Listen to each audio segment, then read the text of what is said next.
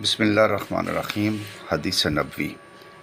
حضرت صلی اللہ علیہ وآلہ وسلم نے فرمایا، مجھے دوزخ دکھائی گئی تو اس میں زیادہ تر عورتیں تھیں جو کفر کرتی ہیں۔ کہا گیا، حضور کیا وہ اللہ کے ساتھ کفر کرتی ہیں؟